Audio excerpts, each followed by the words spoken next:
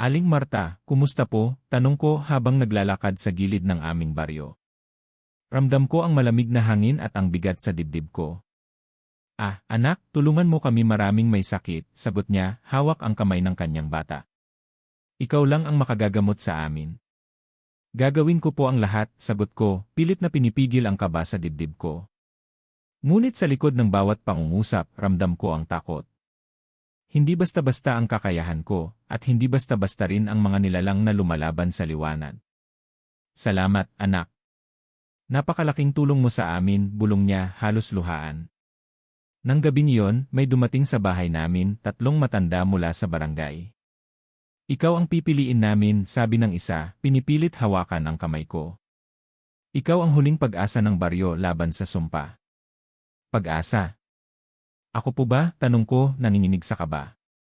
Hindi ko po alam kung sapat ang lakas ko. Hindi mo kailangan malaman kung sapat ka, sagot ng isa pang matanda. Ang mahalaga, pipiliin mo ang tama. At ngayon, may misyon ka, ipapadala ka sa pugad ng aswang. Doon mo matatagpuan ang sagot sa sumpa ng baryo. Pugad ng aswang, ulit ko, halos hindi makapaniwala. Hindi po ba delikado doon? Delikado, sagot ng matanda, tinitingnan ang aking mga mata. Ngunit ikaw ang nag-iisang may kakayahang lumaban sa kadiliman. Kung hindi ka pupunta, marami ang mamamatay. Tumigil ako sa harap ng bintana, tinitingnan ang buwan. Ramdam ko ang lamig ng hangin at ang bigat sa puso ko. At kung ako po'y hindi makabalik, bulong ko sa sarili, nanginginig. Walang ibang makakaalis sa kapalaran mo, sagot ng matanda, mahina ngunit matatag. Ito ang landas mo. Ang baryo ay nakasalalay sa desisyon mo. Hindi ko po alam kung kaya ko, bulong ko, halos hindi marinig. Paano ko haharapin ang dilim at panganib? Hindi mo kailangan harapin mag-isa, sabi ng pinakamatanda. May mga gabay, may mga aral ang ninuno mo, at may lakas ka sa dugo mo. Huminga ako ng malalim, ramdam ang takot at kaba. Ngunit ramdam ko rin ang tawag ng kapalaran, isang boses na pilit sumisigaw sa loob ng dibdib ko. Kung hindi ako kikilos, sino ang gagawa, bulong ko sa sarili. Ngunit paano po kung ako'y mabigo, tanong ko, pinipilit itago ang luha. Paano kung mawala ang baryo dahil sa akin? Ang mabigo ay bahagi ng pakikibaka, sagot ng matanda, mahina ngunit may bigat. Ngunit ang hindi kikilos, iyon ang tunay na pagkatalo. Pinisil ko ang kamay nila, ramdam ang init at bigat ng desisyon. Sige po, susubukan ko, bulong ko, ramdam ang takot at pananabik na magkahalo. Kung ito ang landas ko, pipiliin ko ang tama. Maghanda ka, sabi ng matanda. Ang gabi ng pag-alis mo ay darating. Dalhin mo ang lahat ng natutunan mo at huwag kang matakot. Ang baryo ay umaasa sa'yo. Tinitigan ko ang paligid, ramdam ang malamig na hangin at ang dilim sa kagubatan. Handa na ako kahit takot ako, bulong ko sa sarili, habang pinipilit palakasin ang puso ko. Ang gabi ay tumahimik, tanging ang huni ng hangin at tibok ng puso ko ang naririnig. Ramdam ko ang bigat ng responsibilidad, ngunit alam ko sa loob ko na wala akong pagpipilian. Ang tawag ng kapalaran ay malinaw at ako ay kailangan ng baryo. Ngayon simulan ko na ang paglalakbay ko, bulong ko, habang pinapasan ang aking kaalaman, tapang, at lakas. Kung may dilim man sa daan, ito ang oras na ipakita kung kaya kong lumaban. Para sa baryo at para sa lahat ng umaasa sa akin. Anak, kailangan mo ba talagang umalis? Halos pabulong ang tanong ng nanay habang mahigpit niya akong niyayakap. Ramdam ko ang panginginig ng kanyang mga kamay. Nanay, sagot ko, pilit kong pinatatag ang boses, kung hindi ako pupunta, sino pa? Ako lang ang natitirang manggagamot sa ating baryo. Pero anak, kumalas siya at tinitigan ako sa mata. Bata ka pa. Hindi ko kayang isipin na baka hindi ka na makabalik. Ang dilim ng kagubatan, ang kasamaan ng mga aswang, hindi ko kayang isugal ang buhay mo. Hinawakan ko ang kanyang mga kamay. Nanay, gagawin ko ito hindi lang para sa inyo, kundi para sa lahat. Kung hindi ko haharapin ang pugad, patuloy tayong masasakal ng sumpa. Hindi ka ba natatakot, bulong niya, parang siya na mismo ang nanginginig para sa akin. Natakot ako, nanay. Pero mas takot akong makita kayong lahat na dahan-dahang nawawala. Tahimik siya. Pagkatapos ay tumulo ang luha sa kanyang pisngi. Pangako, anak, babalik ka sa akin. Pangako mo. Ngumiti ako kahit ramdam ko ang bigat sa dibdib. Pangako, nanay. Mula sa pintuan, lumapit si Lando. Handa ka na ba? Tanong niya, hawak ang maliit na sako ng gamit. Tumingin ako sa kanya. Sa tingin mo, handa ba talaga ako? Ngumisi siya ng pilit. Hindi ko alam. Pero hindi kita iiwan. Magkasama tayong haharap sa dilim. Salamat, Lando, sagot ko. Hindi ko alam kung kakayanin ko kung wala ka. Narinig ko ang boses ng mga kapitbahay sa labas. Mag-iingat ka, binata. Ikaw lang ang pag-asa namin. Lumabas ako kasama si Lando. Sinalubong kami ng mga taong may dalang lampara, tila nagsisindi ng apoy laban sa lamig ng takot. Si Aling Sean, ang matandang nagtitinda ng gulay, ay lumapit. Anak, magdala ka ng dahon na ito. Pampataboy sa masasamang nilalang. Inabot niya ang pinatuyong dahon na nakatali sa sinulid. Kinuha ko ito at yumuko. Salamat po, Aling Sean. Hindi ko makakalimutan ang kabutihan niyo. Si Mang Irog, na halos walang ngipin, ay lumapit din. Kung sakaling makita mo ang aking anak na si Cardo, sabihin mo sa kanya, sabihin mong umuwi na siya. Tumigil ako. Mang Irog, hindi ko masabi ang totoo, na si Cardo ay matagal nang pinaniniwala ang kinuha ng mga aswang. Gagawin ko ang lahat para mahanap siya. Hinawakan niya ang aking balikat. Salamat, binata. Umaasa ako. Narinig ko ang mga bata sa gilid na sumisigaw, kaya mo yan, kuya. Ikaw ang bayani namin. Pinilit kong ngumiti. Pero sa loob ko, tanong ko sa sarili, bayani ba talaga ako, o isa lang akong batang ipapadala sa kamatayan? Habang naglalakad kami palayo, tinanong ako ni Lando, handa ka bang iwan ang lahat? Kung hindi ka makabalik, baka ang huling alaala nila ay ang gabing ito. Tumigil ako at tumingin sa paligid. Ang baryo namin, maliit, mahirap, ngunit puno ng alaala, tila biglang naging mas mahalaga kaysa dati. Lando, sabi ko, hindi ko iniwan ang lahat. Dala ko sila dito. Tinuro ko ang dibdib ko. Lahat ng mukha nila, lahat ng pag-asa nila, nandito sa puso ko. Kaya kailangan kong magtagumpay. Tahimik siyang tumango. Kung ganoon, simulan na natin. Nagpatuloy kami sa paglalakad. Ang tunog ng mga yapak namin ay sumasabay sa bulong ng hangin. Ramdam ko ang mga matang nakatingin mula sa dilim, mga taong umaasa, mga pusong natatakot. Lando, tanong ko habang binabaybay ang madilim na kalsada, kung sakali bang hindi na ako makabalik, anong gagawin mo? Huminto siya. Hindi ko papayagan na mangyari iyon. Pero kung sakali man dadalhin ko ang kwento mo pabalik, hindi mawawala ang pangalan mo sa baryo. Napangiti ako kahit masakit. Kung ganoon, pangako rin, kung ako lang ang makabalik, ikukwento ko ang tapang mo. Nagpatuloy kami hanggang marating ang dulo ng baryo kung saan nagsisimula ang kabubatan. Ako na ang mauna, sabi ni Lando. Kung may panganib, ako ang tatanggap. Hindi, sabay tayo, sagot ko agad. Hindi ako pupunta rito para iwan ka sa unahan. Nagkatawanan kami ng mahina, hindi dahil masaya kami kundi dahil iyon na lang ang paraan para itago ang takot. Paglingon ko pabalik, nakita ko si nanay sa malayo, nakatayo sa ilalim ng lampara, hawak ang rosaryo at umiiyak. Gusto kong bumalik at yakapin siya muli, pero alam kong kung bibitaw ako ngayon, hindi na ako makakaalis. Lando, bulong ko, huwag kang liliko. Tuloy-tuloy lang tayo. Sagot niya, mahigpit ang kapit sa hawak niyang sako. Tuloy-tuloy hanggang dulo. Lumakad kami papasok sa dilim. Ang apoy ng baryo ay unti-unting nawala sa likuran, at ang malamig na hangin ng kagubatan ang humalili. Sa bawat hakbang, dama ko ang bigat ng lahat ng iniwan ko, ang mga pangarap ng mga tao, ang luha ng aking ina, at ang pananampalatayang hindi dapat masira. Sa loob-loob ko, sinabi ko sa sarili, ako ang pag-asa nila. Ako ang haharap sa pugad ng aswang. At hindi ako dapat bumagsak, Lando, teka lang, sabi ko habang tinatapik ang balikat niya. Masyadong tahimik ang kagubatan. Para bang may nakatingin sa atin. Siguro guni-guni mo lang, sagot niya, pero ramdam ko ang panginginig ng kanyang boses. Magpatuloy na tayo bago pa tayo abutan ng dilim. Bigla kaming nakarinig ng mahihinang ungol mula sa kanan. Narinig mo yon? Tanong ko agad. Parang tao, sagot ni Lando. Lumapit kami at doon namin nakita ang isang babae, sugatan, nakahandusay sa lupa. Diyos ko, bulong ko, buhay pa siya. Lumuhod ako at tinakpan ang sugat gamit ang tela. Inang, anong nangyari sa inyo? Mahina siyang sumagot, halos walang boses. Mga nilalang mula sa pugad umatake, nagkatinginan kami ni Lando. Pugad, tanong ko. Ibig mong sabihin, mula sa pugad ng aswang. Tumango siya ng mahina. Nakaligtas lang ako dahil iniwan nila akong akala'y patay na.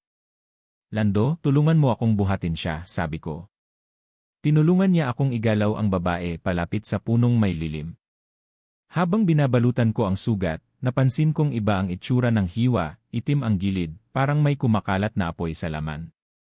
Lando, tingnan mo ito. Para bang may sumpa. Hindi ba't karaniwang kagat lang ng hayop ang sugat, tanong niya.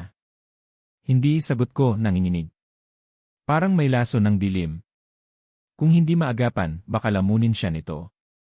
Napapikit ang babae at nagsalita muli. Ikaw ang manggagamot, ikaw lang ang makakapigil sa sumpa, napatingin ako kay Lando. Paano niya nalaman?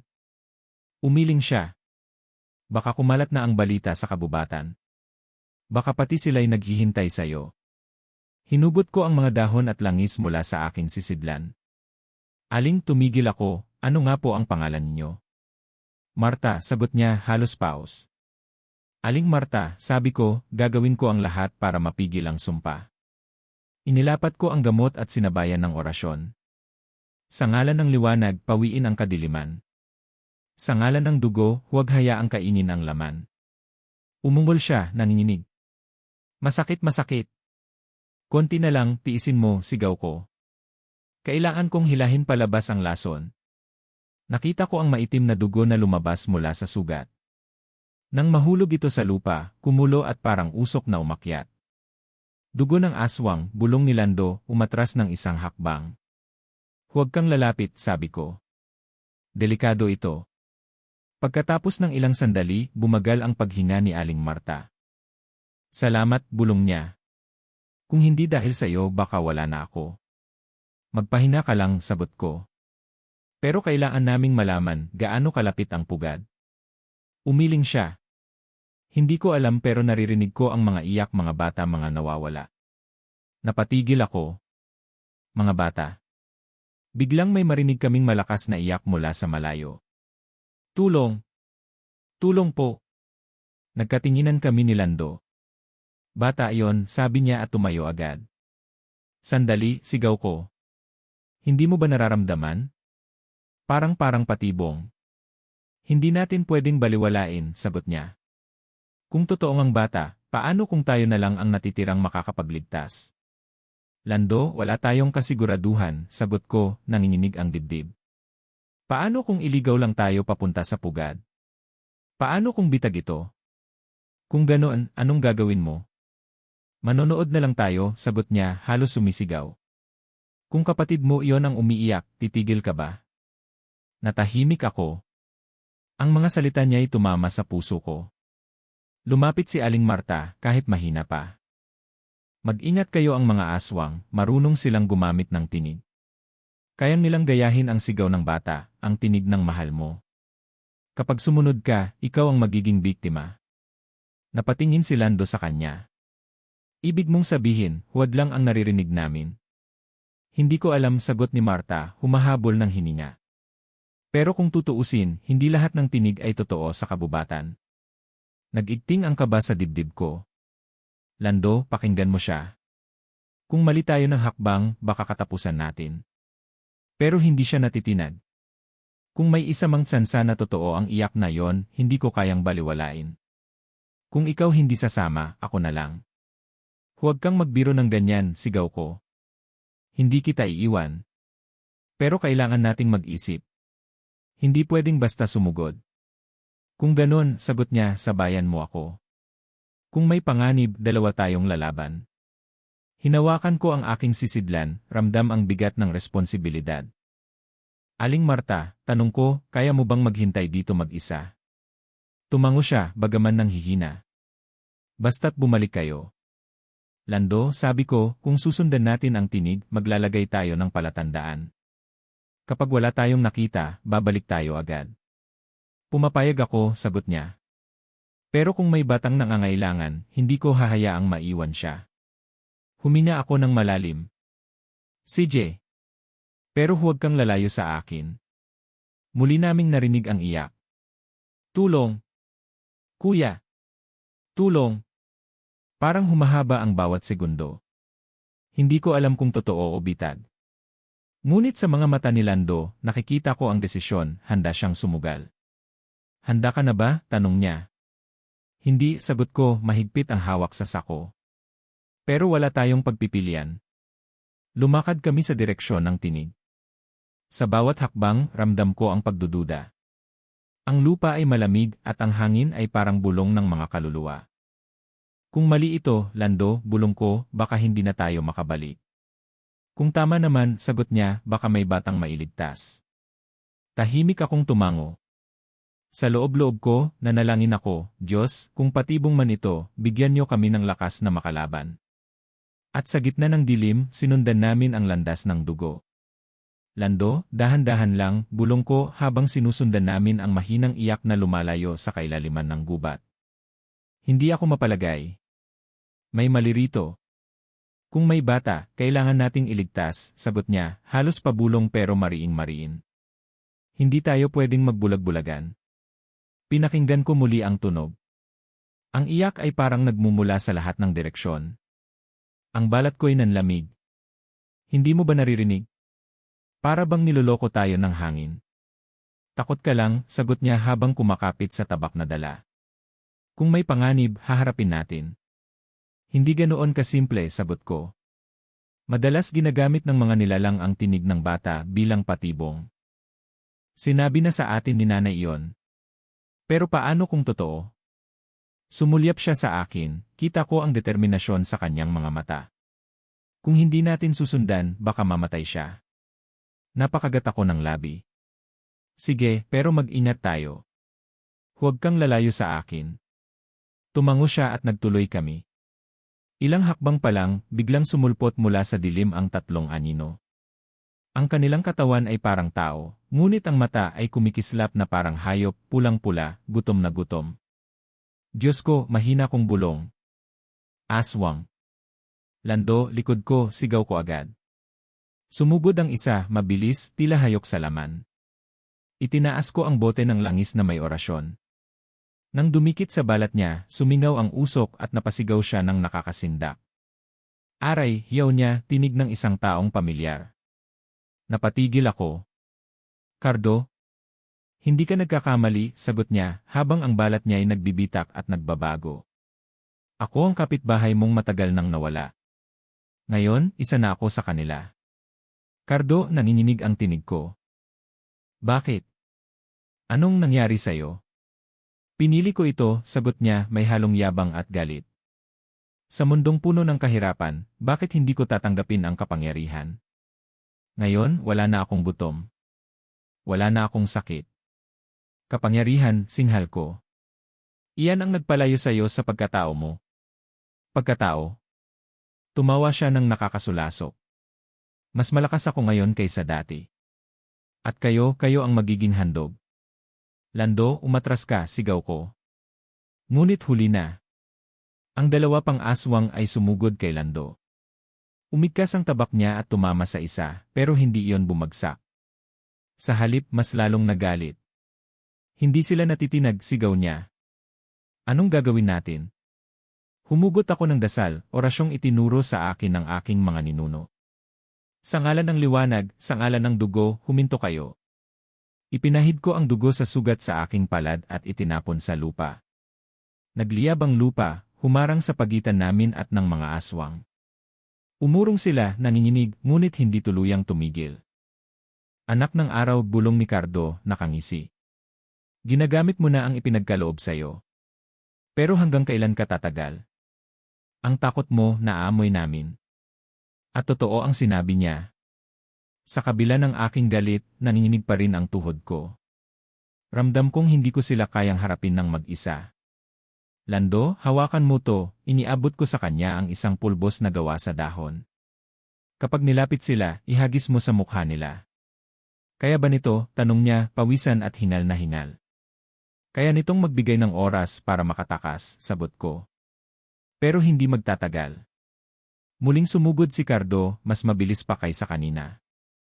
Itinaas ko ang aking kamay at muling binigkas ang orasyon. Sa apoy ng aking dugo, manatili kang malayo.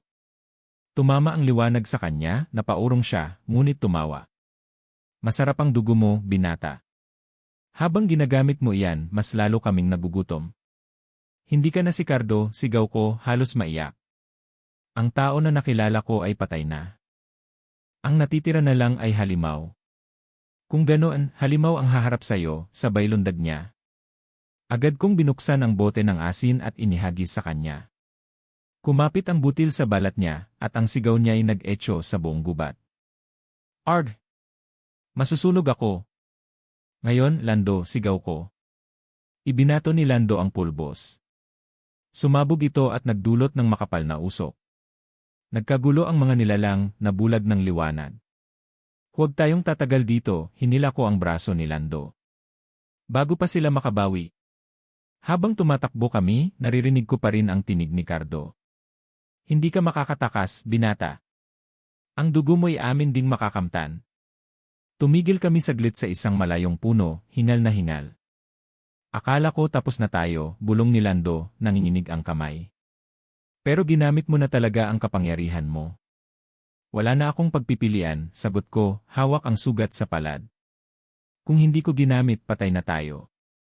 Tama ka, sagot niya, humihingal pa rin. Pero nakita mo ba sila? Pati si Cardo, sagot ko, mabigat ang dibdib. At masakit makita na isa sa mga kilala ko ay naging isa na sa kanila. Pero ito ang katotohanan, hindi na siya maibabalik. Nanahimik si Lando, nakayuko. Kung ganun, ilan pa kaya ang mga taong kakilala natin na naglaho, at sila na pala yon? Hindi ko alam, sagot ko, ramdam ang bigat ng bawat salita.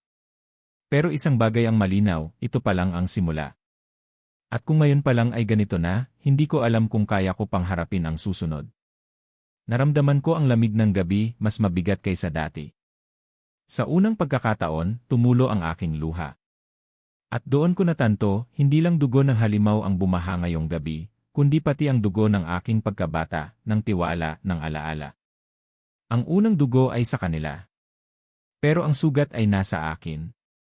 Lando, kanina pa kita naririnig, bulong ko habang dahan-dahan akong bumangon mula sa banig. Sino ang kausap mo sa dilim? Napatigil siya, mabilis na itinago ang kamay sa likod. Wala akong kausap. Siguro iniisip mo lang. Huwag mo akong gawing mangmang, singhal ko, lumapit ng isang hakbang. Narinig ko ang tinig mo. Sino ang kinakausap mo? Huwag mo na sanang ungkatin, mahinang sagot niya, iwas ang tingin. Hindi ito ang oras. Hindi oras? Narito tayo sa gitna ng panganib, tapos may tinatago ka, kumulo ang dibdib ko. Sabihin mo, Lando, bago pa lumala ang lahat.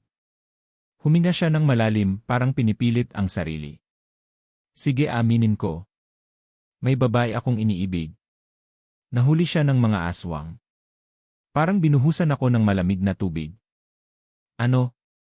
Bakit ngayon mo lang sinasabi? Dahil natatakot akong husgahan mo, sagot niya, nanginginig ang boses. Alam kong bawal makisalamuha sa kanila, pero hindi ko kayang baliwalain siya. Buhay pa siya, hawak nila. Lando, sigaw ko, halos hindi makapaniwala. Bakit mo itinago? Kung sinabi mo agad, baka may nagawa tayo. Tatakutin mo lang ako. Sasabihin mong traidor ako, mabilis niyang sagot. Pero mahal ko siya. At dahil sa kanya, pumasok ako sa kasunduan. Napaatras ako, kinilabutan sa kanyang mga salita. Kasunduan? Anong ibig mong sabihin? Pinangakuan nila ako, mahina niyang bulong. Kung tutulungan ko silang dalhin ka sa pugad, pakakawalan nila siya. Diyos ko, Lando, halos hindi ko mailabas ang tinig. Ibig sabihin mula't mula pa, alam mo na ang lahat ng ito. Hindi lahat, bigla siyang tumayo, mahigpit ang kapit sa balikat ko. Hindi ko kayang ibigay ka sa kanila. Pero kailangan kong subukan. Kailangan kong mailigtas siya. Mailigtas, bumigat ang dibdib ko. At paano naman ako? Paano ang tiwala natin? Pinagsamahan natin. Hindi ko sinasadyang itago sa'yo, sagot niya, nangingilid ang luha. Araw-araw, kinakain ako ng hiya at takot. Pero ngayon, wala na akong maitatago. Ang buhay niya ang kapalit. Nanahimik ako sandali, pinakinggan ang kabog ng puso ko. Anong pangalan niya? Lucia, sagot niya, halos pabulong. Maganda, mabait, inosente. Nakuha siya isang gabi, at mula noon, hindi na ako mapalagay. Kung ikaw ang nasa kalagayan ko, hindi mo ba gagawin ang lahat? Napapikit ako, pinipigilan ang galit. Siguro gagawin ko rin. Pero hindi ko sisirain ang tiwala ng taong sumasama sa akin hanggang dito. Tama ka, pabulong niyang sagot. At iyon ang kasalanan ko. Hindi ko napangalagaan ang tiwala mo. Umupo ako, mabigat ang loob. Kailan mo pa planong sabihin sa akin? Hindi ko alam, sagot niya, nakayuko. Baka kapag ligtas na siya. Baka kapag hindi na ako natatakot. Pero ngayon, wala na akong magagawa kundi aminin. Lando, mahina kong sabi, galit ako. Galit na galit. Pero hindi kita kayang iwan. Kung iwan kita ngayon, pareho tayong mawawala. Napaangat ang mata niya, puno ng luha. Ibig mong sabihin tutulungan mo pa rin ako? Tutulungan kita, sagot ko, Mariin. Pero hindi dahil sang-ayon ako sa kasunduan mo. Tutulungan kita dahil ayokong manalo ang mga aswang. Hindi ko sila hahayaang kontrolin ang damdamin mo. Salamat, bulong niya, nanginginig ang kamay. Hindi mo alam kung gaano ko pinangarap na marinig yan. Huwag kang magpasalamat, sagot ko. Hindi pa tapos ito. Pero mula ngayon, wala ka nang itatago. Kahit isang lihim, kahit isang bulong. Naiintindihan mo? Naiintindihan ko, mabilis niyang sagot. Mula ngayon, totoo na ako sa'yo. Dapat lang, Mariin kong sagot. Dahil kapag muli mo akong nilinlang, hindi na ako magdadalawang isip na iwan ka. Tahimik siya, pero tumango. Kita ko sa kanyang mukha ang bigat ng pasanin, at sa kabila ng galit ko, dama ko rin ang sakit niya. Kung talagang hawak ng mga aswang si Lucia, dagdag ko, kailangan nating magplano. Hindi tayo pwedeng basta sumugod. Sagot niya, muling nagpahid ng luha. Alam kong mahirap, pero handa akong ilagay sa panganib ang sarili ko. Hindi lang sarili mo, paalala ko. Pati ako. Tandaan mo yan. Sandaling natahimik ang gabi, tanging tunog ng kuliglig ang narinig namin. Pasensya na, bulong niya. Pasensya na kung sinira ko ang tiwala mo. Hindi pa tuluyang sira, sagot ko, mabigat ang dibdib. Pero mailamat na. At bawat lamat mahirap gamutin. Tumango siya, parang nauunawaan. Bibigyan kita ng dahilan para muling maniwala. Hindi salita ang kailangan ko, Lando, sagot ko, tinitigan siya. Kundi gawa. At iyon ang susubukan mong patunayan simula ngayon. Umupo kami muli sa tabi ng apoy. Tahimik, mabigat, ngunit magkasama pa rin. Ang apoy ay kumikislap, para bang pinagmamasdan ang dalawang taong unti-unting nawawala ng tiwala, ngunit pinipilit manatili. Sa loob-loob ko, ramdam ko ang unang kirot, ang unang basag ng tiwala. At alam kong mula rito, hindi na kami magiging gaya ng dati. Lando, naririnig mo ba yan? Bulong ko habang papalapit kami sa madilim na kuweba. Parang humihinga. Mahina, parang halos wala ng lakas, sagot niya, nakatutok ang ilawan sa loob. Baka siya na. Naglakad ako ng dahan-dahan, at doon ko siya nakita, payat, nakatali, at halos butot balat. Maria, bulong ni Lando, nanginginig ang boses. Nang itaas niya ang ulo, tumama ang tingin ng kanyang mga mata sa akin. Hindi iyon ordinaryo. May kislap na malamig, may babala. Huwag, mahina niyang sabi. Lumayo kayo. Maria, sigaw ni Lando, halos madapa sa pagmamadali. Ako to. Dumating na ako para iligtas ka. Hindi mo naiintindihan, sagot niya, nanginginig. May sumpa sa dugo ko. Hindi ako tulad ng iniisip mo. Anong ibig mong sabihin? Tanong ko, ramdam ang kakaibang enerhiya sa paligid. Nag-angat siya ng kamay, pilit na kumakawala sa tali. Ako'y kalahating tao, kalahating aswang. Napatigil ako na paatras. Ano? Hindi, bulong ni Lando, nangingilid ang luha. Hindi totoo yan. Maria, hindi ka ganon. Totoo, sagot niya, Mariin. Ang dugo ko'y galing sa kanila. Pinipigilan ko lang ang sarili kong sumama sa dilim. Kaya ako binihag, hindi para patayin kundi para gawing ganap. Lando, bulong ko, nanginginig ang dibdib. Ngayon naiintindihan ko na. Kaya pala may kakaibang presensya. Kalahating halimaw siya. Huwag mo siyang tawaging halimaw, sigaw ni Lando, galit ang mata. Maria pa rin siya. Tao pa rin siya. Hindi mo ako naintindihan, sagot ko, mahigpit ang boses. Kung totoo ang sinasabi niya, siya'y banta. Anong gagawin natin kapag nagbago ang isip niya at kumampi sa mga aswang? Hindi ko gagawin yon, bulong ni Maria, halos maputol ang tinig. Hanggat ako'y may natitirang awa, lalaban ako. Pero kung palalayain niyo ako, baka hindi ko na mapigilan. Lando, nakikita mo ba? Tanong ko, hawak ang braso niya. Kahit siya mismo nagsasabi. Delikado siya. Pero siya ang mahal ko, sigaw ni Lando. Hindi mo ba alam kung gaano ko siya hinanap, kung ilang gabi akong hindi makatulog, iniisip kung buhay pa siya? Alam ko, sagot ko, Mariin, pinikit ang mata. Pero ang tanong, handa ka bang ipagsapalaran ang buong baryo para sa kanya? Walang halaga ang baryo kung wala siya, halos pasigaw niyang sagot. Lando, singhal ko, nanginginig ang boses. Huwag mong sabihin yan. May mga pamilyang umaasa sa atin. Kung ipagsasawalang bahala mo sila dahil sa pag-ibig mo, mas masahol ka pa sa mga aswang. Natahimik si Lando pero bakas ang kirot sa kanyang mukha. Pakinggan niyo ako, bulong ni Maria, humihingal. Hindi ko hinihingi na paniwalaan niyo ako. Pero alam ko ang pugad. Alam ko kung paano sila gagalaw. Kung tutulungan niyo ako, may tsansa kayong manalo. Anong kapalit? Tanong ko, malamig ang tinig. Wala, sagot niya.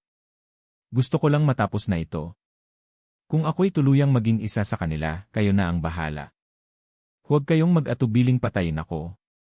Napatingin ako kay Lando. Nanginginig siya, halos hindi makahinga. Hindi kita papatayin, Maria, bulong niya. Kahit anong mangyari, hinding-hindi. Kung hindi mo kayang gawin, sagot ko, ako ang gagawa. Wag, mabilis niyang sigaw, humarang sa pagitan namin. Kung gagalawin mo siya, kailangan mo munang dumaan sa akin. Lando, huwag mo akong subukin, Mariin kong sagot. Kaibigan kita, pero hindi ako magdadalawang isip kung para sa kaligtasan ng lahat. Pareho tayong nasa bingit, bulong ni Maria, luhaan. Pero sana, makinig kayo. Kung tutulungan niyo ako, gagabayan ko kayo. Kung iwan niyo ako, matatapos na rin ako dito. Ang tanong, handa ba kayong magtiwala sa kalahating halimaw? Tumigil ang oras. Ramdam ko ang bigat ng tanong. Kung magtitiwala ako, sabi ko, mabigat ang boses, isang maling dalaw lang, tapos ka na. Tinatanggap ko, sagot ni Maria, mariin ang mata. Mas mabuti nang mamatay sa kamay ng tao, kaysa tuluyang maging isa sa kanila. Natahimik si Lando, hinawakan ang kanyang kamay. Maria, hindi kita iiwan. Hinding-hindi. Kung ganon, sagot ko, bumuntong hininga, palalayain kita. Pero tandaan mo, ako ang huling hahawak ng iyong kapalaran. Lumapit ako, hinawakan ang mga buhol ng tali, at gamit ang maliit kong kutsilyo, pinutol iyon. Bumagsak siya sa lupa, nanginginig, halos mawalan ng ulirat.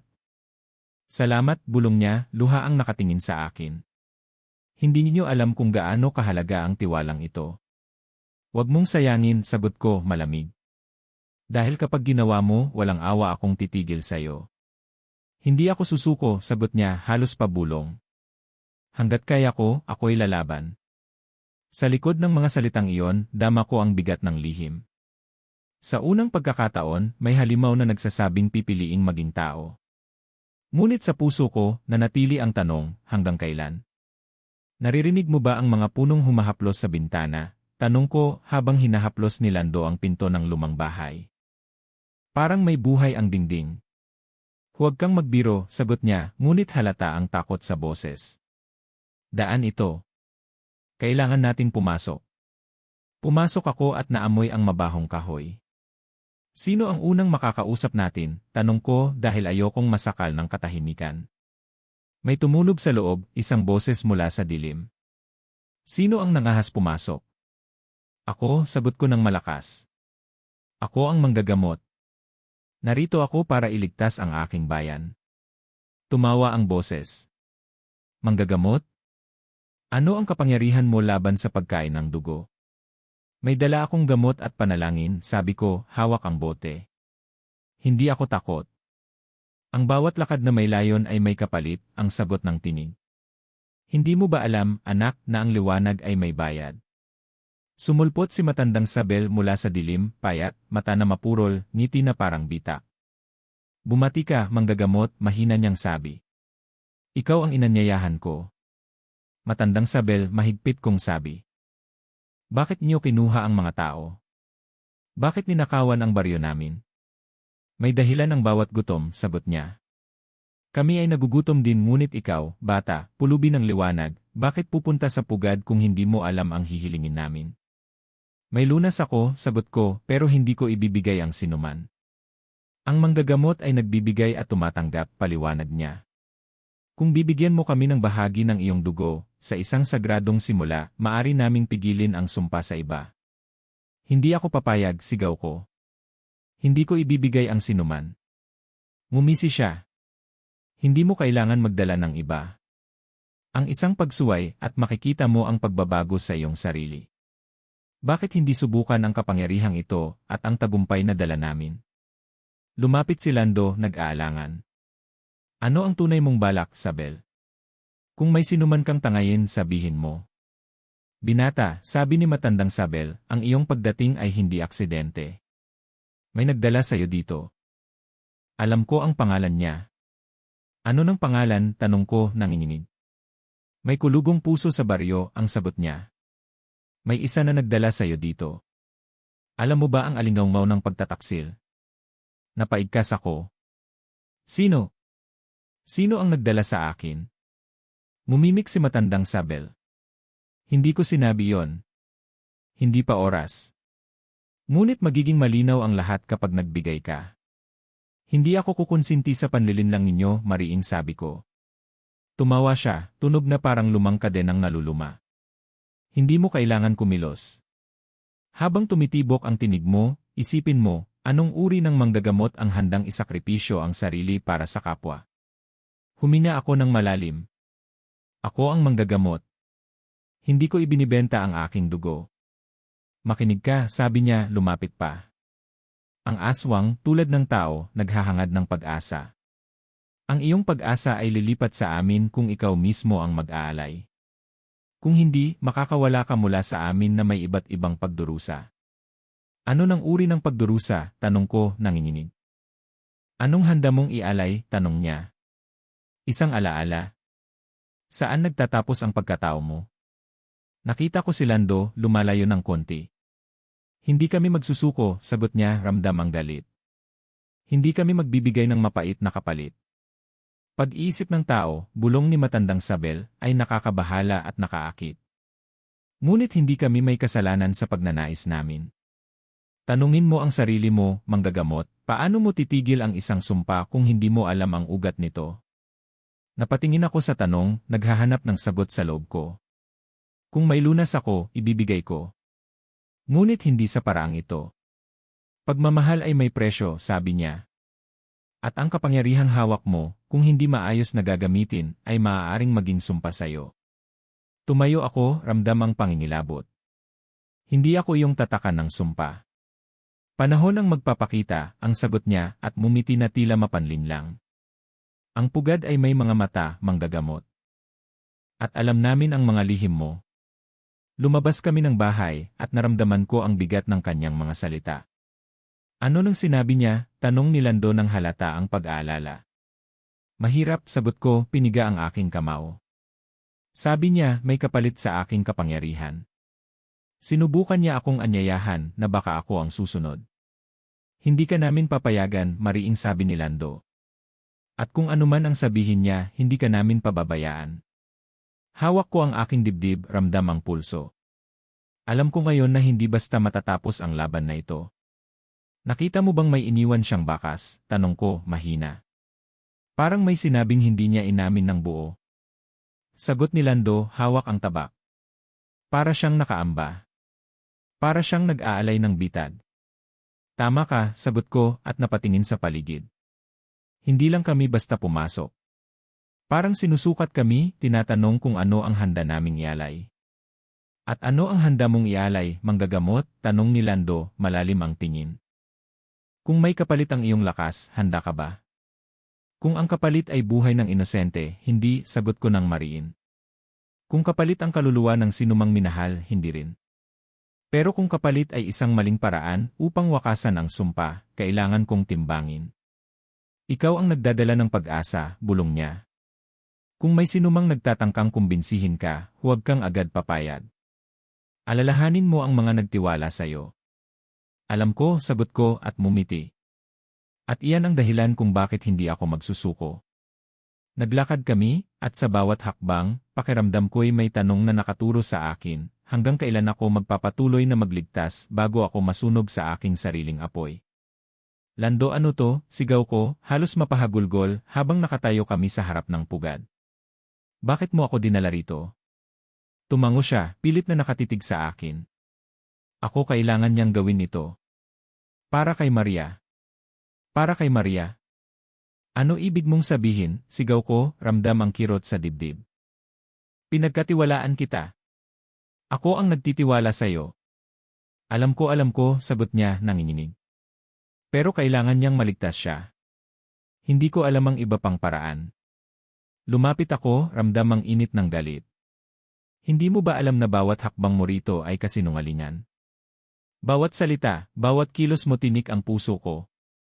Hindi ko sinasadya, sagot niya, halos umiyak. Sana maintindihan mo, hindi ko kayaang mawalan siya. Kung hindi ko ginawa, patay na siya. Huminga ako ng malalim, pilit pinipigilan ang panginginig. Lando, ang tiwala tinanggal mo na. Hindi ko alam kung paano na natin babalikan ang dating pagkakaibigan. Maria ay nakaupo sa tabi, umiiyak. Ako, wala akong kasalanan, bulong niya, luha ang patak sa pisngi. Hindi siya dapat magdusa dahil sa akin. Maria, bulong ko sa kanya, nanginginig, hindi mo kasalanan ang nangyari. Ang kasalanan ay sa taong naglilihim sa akin, sa taong ipinagkatiwalaan ko. Tumango siya, patuloy na umiiyak. Hindi ko gusto ito, hindi ko ginusto, Lando ay lumapit, sinusubukan akong abutin. Tignan mo, hindi ko ginusto. Pinili ko ito para sa ikabubuti niya. Panahon lang ang kailangan natin at maintindihan mo rin ako. Paano ko mauunawaan, sigaw ko, halos magalit na hindi ko nakontrolado. Paano ko mauunawaan na ang kaibigan ko, ang taong minahal ko sa pagkakaibigan, ay nagtaksil para sa sarili niyang konsensya? Hindi ko sarili kong konsensya lang ang iniisip, paliwanag niya, halos mapaiyak. Iniisip ko rin ang buhay niya. Hindi ko kaya makita siyang mamatay sa aking harapan. Lando, nagbayad ka ng presyo ng aking tiwala, sigaw ko, pakiramdam ko'y bumaon sa dibdib ang sibat ng sakit. Nagbayad ka ng kabuang pagkatao ko. Alam ko, sagot niya, halos sumisigaw rin. Kung may paraan lang para itama ko ang mali, gagawin ko. Pinilit ko siyang itaboy. Huwag mo akong hawakan. Hindi na pwede ang kapatawaran. Hindi ko alam kung paano pa mabubuo ang tiwala na winasak mo. Pakiusap, bulong niya, ramdam ko ang pangingilabot sa bawat titik ng salita. Pakiusap, tingnan mo sa puso mo. Lahat ng ginawa ko para lang sa kanya. Lando, sigaw ko, halos bumagsak sa lupa. Hindi ko alam kung sino ka na. Ang kaibigang minahal ko wala na. Ang tao na nakatapat sa akin naglaho. Maria ay lumapit, hawak ang kamay ko. Huwag mong sisihin si Lando lang. Ako rin ay may kasalanan. Hindi ko sinasadyang maipit sa ganito. Kung may paraan, tutulungan ko kayong dalawa. Maria, hindi mo kasalanan, sagot ko, nanginginig.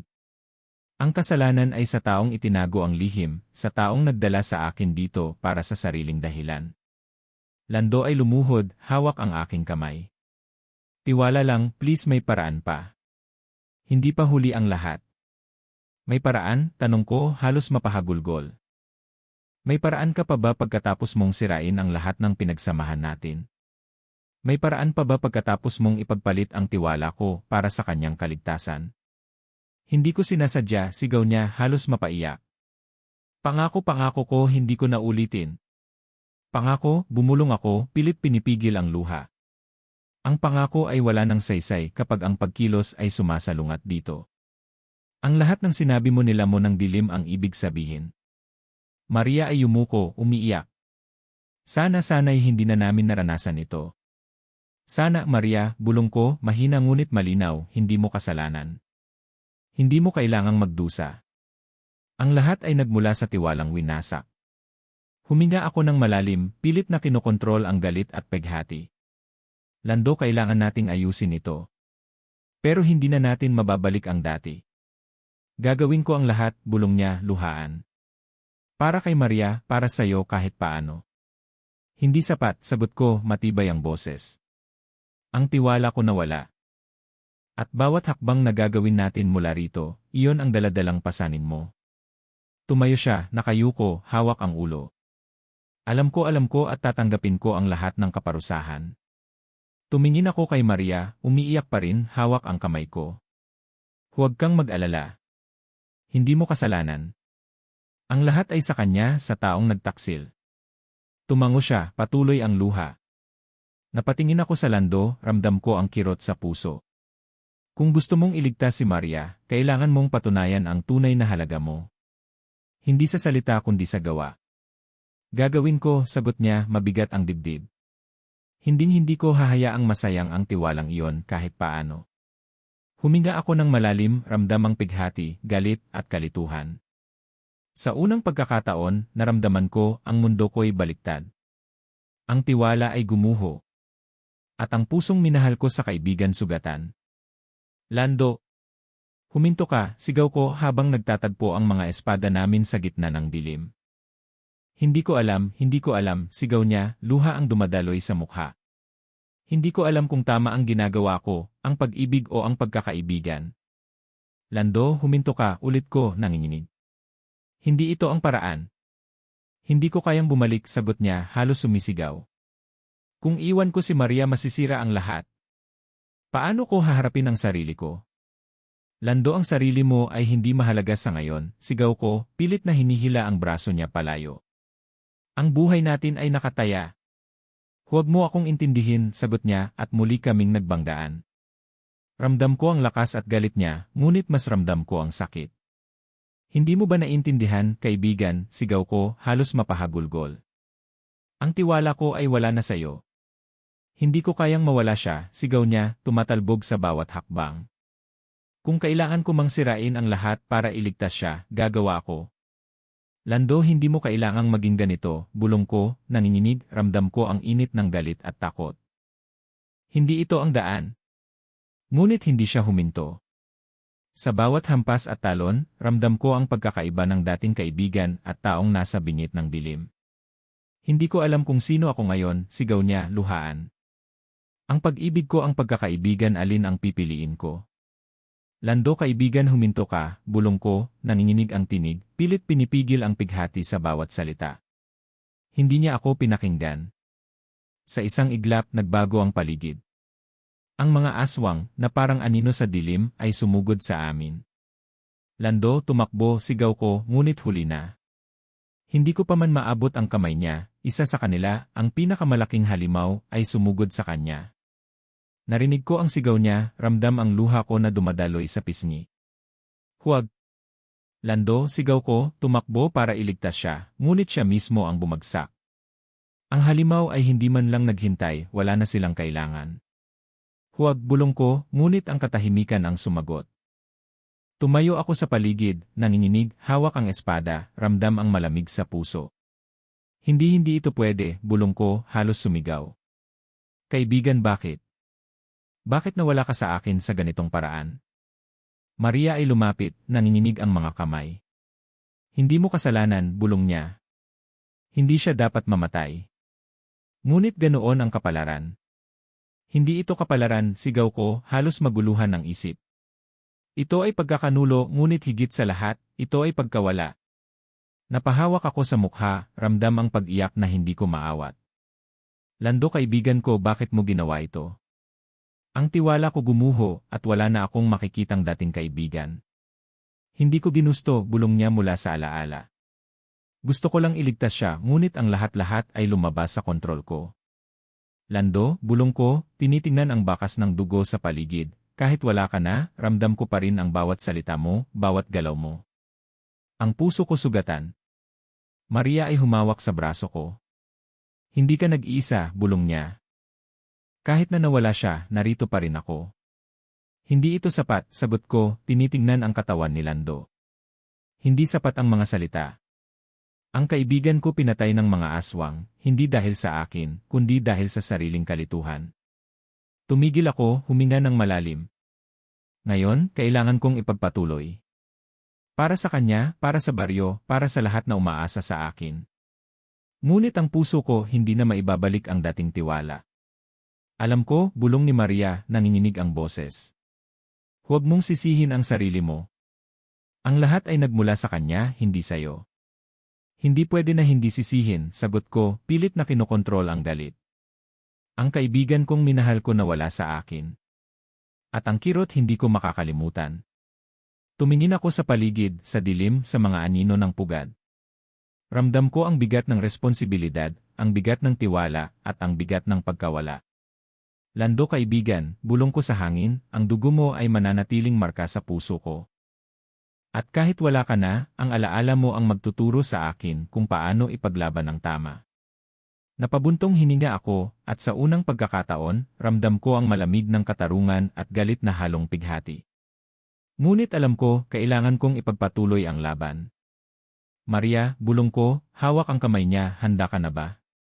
Hindi pa tapos ang laban. Ngunit ngayon, kailangan nating maging matatag para sa kanya at para sa baryo. Handa, sagot niya, nanginginig ngunit matatag. Tumingin ako sa pugad, sa dilim, at alam kong sa likod ng bawat hakbang, dala ko ang alaala ni Lando, ang kaibigan kong minahal, ang pagkakaibigan na nawasak, at ang kirot na hindi malilimutan. Maria, ano ang gagawin natin ngayon? Bulong ko. Nanginginig ang boses habang hawak ko ang espada, ramdam ang pighati at pagod sa katawan. Hindi mo ako kailangan patayin, sagot niya, hawak ang aking braso. May paraan para malabanan ang mga aswang gamit ang kanilang sariling dugo. Ang dugo nila, tanong ko, halos hindi makapaniwala. Paano mo malalaman iyon? Matagal na akong nakatira sa kanila, paliwanag niya. Tinuruan ako ng isang lumang aswang bago ako naipit sa kanila. Kung gagamitin mo ang dugo nila ng tama, maaari nating pabagsakin ang kanilang pinuno. Tumigil ako, pinipilit na intindihin ang sinabi niya. At anong kapalit nito, Maria? Hindi ito basta-basta, baka maging sumpa sa akin. Alam ko, bulong niya. Ngunit hindi natin pwede na basta susuko. Kung hindi natin gagawin, mas marami ang maaapektuhan at mas marami ang mamamatay. Huminga ako ng malalim, ramdam ang bigat ng responsibilidad. Sige, ituro mo sa akin. Ngunit kailangan kong malaman lahat. Pinilit niya akong sumunod sa kanya sa gilid ng pugad. Una, dapat malaman mo ang takbo ng dugo nila. Hindi ito basta patak, kundi enerhiya ng buhay. Kapag naunawaan mo ito, pwede mong kontrolin ang bawat galaw nila. Ulit ko, nanginginig.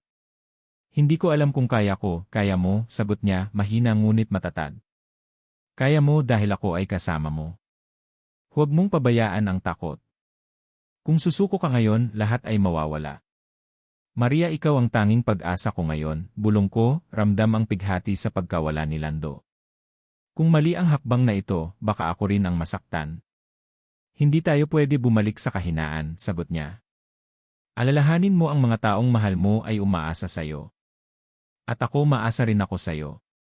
Naglakad kami sa dilim, ramdam ko ang malamig na hangin at ang kakaibang enerhiya sa paligid. Paano natin sisimulan? Tanong ko. Una, sagot niya, kailangan nating makuha ang dugo ng isa sa mga bantay. Hindi sila inaasahan kung manggagaling sa loob ng pugad. Papaano? Bulong ko, nanginginig. Hindi ba delikado? Delikado, ngunit kailangan, sagot niya, hawak ang kamay ko. Ako ang gagabay sa'yo. Tuturuan kita kung paano kunin ng hindi makikita. Maria, salamat sa pagtitiwala mo sa akin, bulong ko, ramdam ko ang init ng kanyang kamay.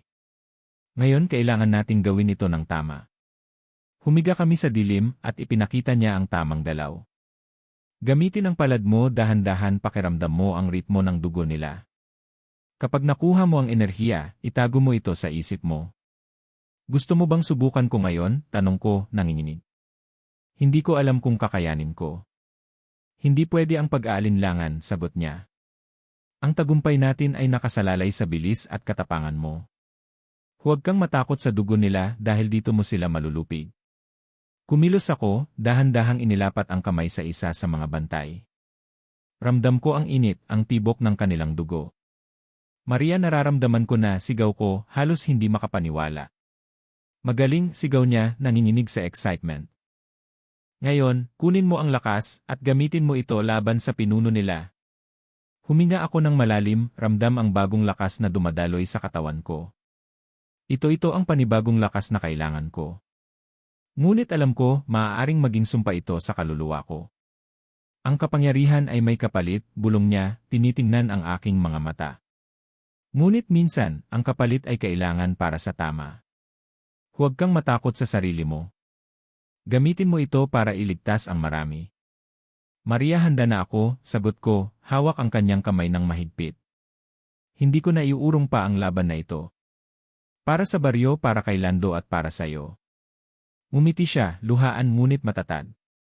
Alam kong kaya mo. Hindi lang tayo nag-iisa.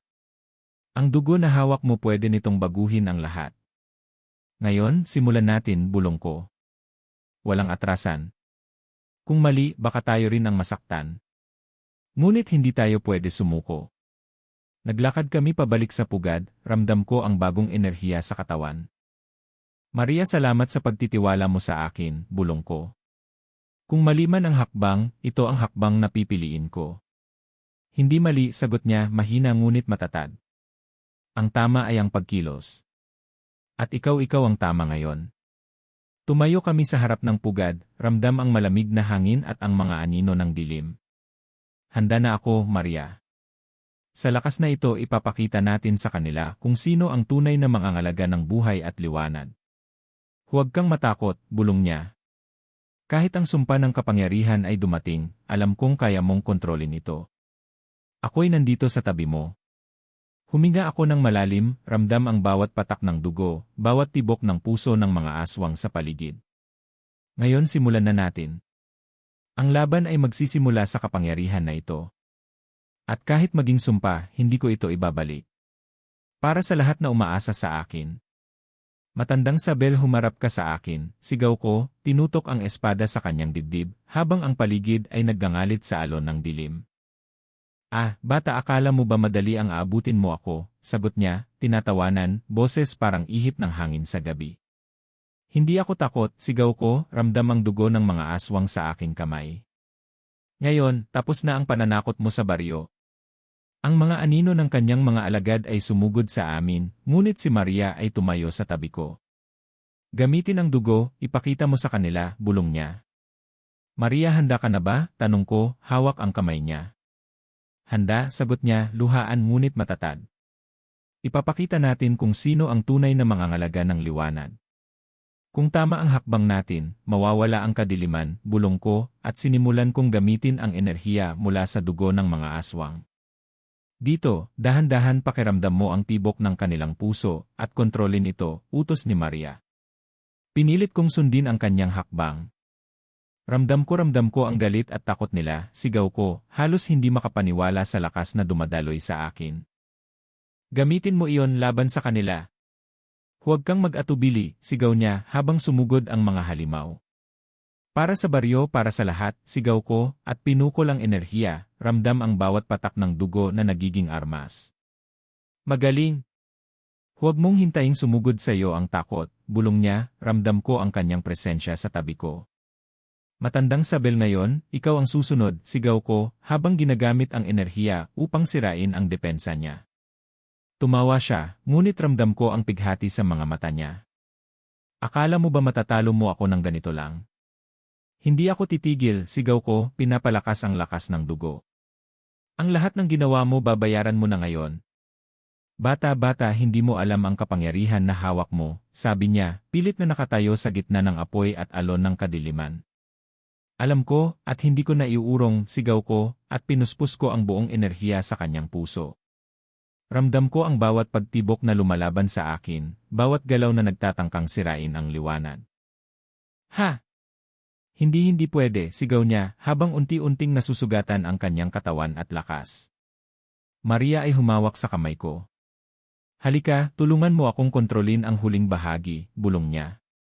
Maria, handa ka na ba? Tanong ko, ramdam ang malamig sa katawan, ngunit ramdam rin ang init ng lakas. Handa, sagot niya, tinitingnan ang mga mata ko. Huwag kang titigil. Inilapat ko ang buong lakas sa pinuno. Ramdam ko ang paglaban ng kanyang enerhiya, at halos mawalan ako ng kontrol. Hindi pwede kang manalo, sigaw niya. Ngayon, matandang sabel ito na, sigaw ko, ramdam ang apoy at dugo na sumabog sa paligid. Tumahimik ang paligid sandali, at naramdaman ko ang kanyang puso, isang bahagi ng kadiliman ay nasugatan, ngunit may kapalit. Maria, naramdaman mo ba? Bulong ko, ramdam ang malamig sa puso. May naiwan isang bahagi ng aking kaluluwa na kulong sa dilim. Alam ko, sagot niya, nanginginig. Ngunit nagawa natin ang tama. Ang baryo ligtas na. Ngunit ang puso ko hindi nabuo, bulong ko, pinipilit na hindi umiyak. Ang lakas na ginamit ko kinuha ang isang piraso ng kaluluwa ko. Basta't buhay ang iba, iyon ang mahalaga, bulong niya, hawak ang kamay ko. Ang kapangyarihan ay may kapalit, at alam natin yon bago pa man. Tumayo ako, tinitingnan ang pugad. Ang mga halimaw ay nagkalat, sugatan, at ang kapangyarihan ng kadiliman ay unti-unting nawawala. Maria, ito na ang wakas, bulong ko, ramdam ang galit at pighati na magkahalo. Ngunit alam ko, may naiwan sa loob ko isang piraso ng dilim. Hindi mo kailangang pigilan ang sarili mo sa pagkatao mo, sagot niya, luhaan ngunit matatag. Ang mahalaga ang puso mo ay nagligtas sa marami. At kahit may kapalit ito ay tama. Huminga ako ng malalim, ramdam ang init ng dugo, ang init ng liwanag, at ang malamig na bakas ng dilim na naiwan sa puso ko. Ngayon alam ko ang tunay na halaga ng kapangyarihan. Ngunit ramdam ko rin ang sumpa na dala nito. Ang sumpa ay bahagi ng lakas, bulong niya. Ngunit sa bawat hakbang, malalaman mo kung paano kontrolin ito. At hindi ka nag-iisa. Tumingin ako sa paligid, ramdam ang malamig, ramdam ang sugat, ramdam ang pagkawala ng kaibigan, at ramdam ang liwanag na unti-unting bumabalik. Maria, handa na akong ipagpatuloy ang laban. Kahit may bahagi ng aking kaluluwa na naiwan sa dilim, bulong ko, ramdam ang bigat sa dibdib. Handa rin ako sa iyo, sagot niya, luhaan. Ngunit tandaan ang bawat kapangyarihan ay may kapalit. At ngayon, nagawa natin ang tama. Tumingin ako sa pinuno ng pugad, sa mga labi ng apoy at dugo, at ramdam ko ang katahimikan matapos ang unos. Ngayon buhay ang baryo, buhay ang alaala ng kaibigan at buhay pa rin ako, kahit may naiwan sa dilim. Huminga ako ng malalim, ramdam ang bawat patak ng dugo, bawat alaala ng laban, at alam kong ang susunod na hakbang ay mas mahirap ngunit ako'y handa. Bumalik ako sa baryo, ramdam ko agad ang saya ng mga tao. Bumalik ka na. Ikaw ang nagligtas sa amin, sigaw nila, nag-aapoy ang mga mata sa tuwa. Salamat, bulong ko, nangingiti ng pilit. Ngunit sa loob ko, ramdam ko ang bigat na hindi maalis. Kuya! Ang galing mo, sigaw ni Mang Pedro, hinahawakan ang aking balikat. Salamat, Pedro, sagot ko, ngunit hindi ko maalis ang alaala ng lahat ng nangyari sa pugad. Si Maria ay wala. Maria, nasaan ka? Bulong ko, ramdam ang kakulangan sa tabi ko. Iiwan kita, sagot ng alaala niya, bumabalik sa isip ko. Ako'y mananatiling ligaw at hindi mo pwede akong dalhin sa dating mundo mo. Maria, hindi ko kayang mawala ka rin, bulong ko, ngunit alam kong wala na akong magagawa. Ngunit kailangan mong magpatuloy, paalala niya, ramdam ang init ng kanyang boses sa alaala. Ang baryo ay nakasalalay sa iyo at sa puso mo. Huminga ako, ramdam ang pighati. Kailangan kong magpatuloy, bulong ko, habang nakatayo sa gitna ng mga palakpak at tuwa ng mga tao. Kaibigan, kumusta ka na? Tanong ni Lando sa alaala ko, at biglang bumangon ang sugat ng pagtataksil sa puso ko. Hindi ko dapat nagawa iyon, Lando, bulong ko, luhaan sa alaala, ang pagkakaibigan natin gumuho sa pinakamadilim na paraan. At kahit nawala ka, ramdam ko pa rin ang kirot sa puso ko. Hindi pwede na bumalik ang nakaraan, sagot ko sa sarili, nanginginig, ramdam ang bigat ng bawat hakbang. Ang mga tao ay nagbunyi, ngunit ang saya nila ay tila balot ng malabo sa akin. Salamat sa lahat, bulong ko, pinipilit ng umiti, ngunit sa likod ng lahat ng palakpak, ramdam ko ang lahat ng nawala. Naalala ko ang pagtataksil ni Lando, ang sumpa ni Maria, at ang dugo ng laban na humalo sa aking kaluluwa. Hindi ko na mararamdaman ang dati kong sarili, bulong ko. Ang sugat na ito hindi na maghihilom. Binata, ano ang nangyari sa'yo? Tanong ng isang babae sa baryo, hinahawakan ang aking braso. Wala, ako lang, sagot ko, nangingiti ng pilit, habang pilit tinatago ang kirot. Nagbago ang lahat. Pinilit kong maglakad sa paligid ng baryo, ramdam ang bawat titig at palakpak, ngunit ramdam ko rin ang kawalan. Maria, sana nandyan ka, bulong ko, nanginginig sa init ng alaala. Ang mga tao ay nagtatanong sa akin tungkol sa laban, ngunit bawat salita ay parang dagok sa puso ko. Pinatay ng mga aswang, nagbago ang lahat, at may naiwan na sugat na hindi ko kayang hilumin, bulong ko sa sarili, pinipilit na intindihin ang bigat ng nangyari. Ngunit ikaw ang bayani ng baryo, bulong ng isang matanda, hawak ang aking kamay. Ang sugat mo hindi mo iniwan ang amin. Salamat, ngunit ang sugat ko ay hindi maghihilom, bulong ko, ramdam ang dilim na humahalo sa kaluluwa ko. Ang pagtataksil, ang pagkawala, ang sumpa, lahat ay nandito sa loob ko. Ang mga bata ay lumapit, nagtatanong at naglalaro, ngunit ramdam ko ang kawalan ng liwanag sa akin. Nakikita ko sila ngunit hindi ko maramdaman ang saya, bulong ko, nanginginig. Tumingin ako sa paligid, sa bawat mukha ng baryo, at ramdam ko ang bigat ng responsibilidad. Kahit ang baryo ay ligtas, ang puso ko sugatan pa rin, bulong ko, pinipilit na itago ang pighati. Binata, ngiti ka naman, sabi ng isa sa mga matatanda. Para sa baryo mo. Ngunit hindi ko mapilit ang ngiti. Hindi pwede, bulong ko sa sarili. Hindi pwede na bumalik sa dati. Ang sugat na ito hindi maghihilom. Naalala ko si Maria, ang kanyang mga mata, ang kanyang boses, at ang kanyang desisyon na manatiling ligaw. Maria, kahit malayo ka, ramdam ko ang presensya mo. Ngunit kailangan kong tanggapin, hindi ka nababalik, bulong ko, luhaan. Tumayo ako sa gitna ng baryo, ramdam ang malamig at init, ang tuwa at pighati, at alam kong sa puso ko, may naiwan, isang sugat na hindi na mawawala. Ngayon, magpapatuloy ako, bulong ko, ramdam ang bigat ng bawat alaala, kahit ang bawat hakbang ay masakit. Ang kwento ko'y nagtapos, ngunit ang sugat hindi maghihilom kailanman. Huminga ako ng malalim, tinitingnan ang baryo, ramdam ang bawat palakpak, bawat tawa, at ramdam ang pagkawala ng kaibigan at kasama. Ngunit kailangan kong mabuhay sa sugat na ito, sa kirot na ito, at sa alaala nila. Tumango ako sa sarili, ramdam ang malamig ng hangin, ramdam ang init ng araw, at alam kong kahit may sugat na hindi gagaling, kailangan kong magpatuloy.